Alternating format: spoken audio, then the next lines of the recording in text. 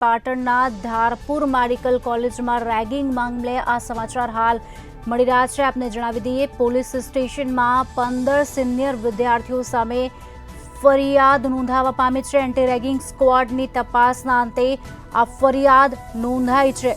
સમાચાર ફરિયાદ બાબતે નાયબ પોલીસ અધિક્ષકે માહિતી આપી છે। આપને જણાવીએ, 15 વિદ્યાર્થીઓને કોલેજમાંથી રેસ્ટિગેટ કરવામાં આવ્યા છે। પાટણના ધારપુરથી આ સમાચાર, જ્યાં પીએમ રિપોર્ટના ખુલાસા બાદ વિવિધ કલમો લાગશે। 15 સિનિયર વિદ્યાર્થીઓને રેસ્ટિગેટ કરવામાં આવ્યા છે। ધારપુર મેડિકલ હોસ્પિટલમાં વિદ્યાર્થીના રેગિંગ મામલે આ સમાચાર, એન્ટી રેગિંગ સ્ક્વોડની તપાસના અંતે ફરિયાદ નોંધાઈ છે। ફરિયાદ બાબતે નાયબ પોલીસ અધિક્ષકે માહિતી આપી છે।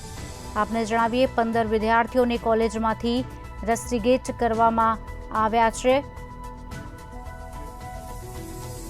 ધારપુર મેડિકલ કોલેજ રેગિંગ મામલે વધુ એક સમાચાર, પાટણની આ મેડિકલ કોલેજમાં પોલીસ સ્ટેશનમાં 15 સિનિયર વિદ્યાર્થીઓ સામે ફરિયાદ નોંધાઈ છે। એન્ટી રેગિંગ સ્ક્વોડની તપાસના અંતે આ ફરિયાદ નોંધાઈ છે।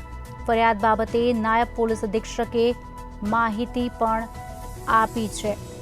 15 વિદ્યાર્થીઓને કોલેજમાંથી રેસ્ટિગેટ કરવામાં આવ્યા છે। જોકે પાટણના ધારપુર મેડિકલ હોસ્પિટલમાં વિદ્યાર્થીઓ સામે રેગિંગના મામલે વિરોધ પ્રદર્શન પણ કરવામાં આવ્યું હતું અને હવે પીએમ રિપોર્ટના ખુલાસા બાદ વિવિધ કલમો પણ લગાવવામાં આવશે। ગઈકાલે પાટણ જિલ્લાના બાલિસણા પોલીસ સ્ટેશન ખાતે ધારપુર મેડિકલ કોલેજમાં આવેલા એક પ્રથમ વર્ષના વિદ્યાર્થી અનિલ પટેલનું ચક્કર આવવાના કારણે મૃત્યુ થવાની અકસ્માત મોતની ઘટના દાખલ થઈ। આ અકસ્માત મોતની તપાસ ચાલુ હતી દરમિયાન જે પ્રથમ વર્ષના વિદ્યાર્થીઓ છે એમણે મેડિકલ હોસ્પિટલના જે ડીન છે એમણે બીજા વર્ષના વિદ્યાર્થીઓ દ્વારા તેમનું રેગિંગ થયેલ છે એવી અરજી આપેલ।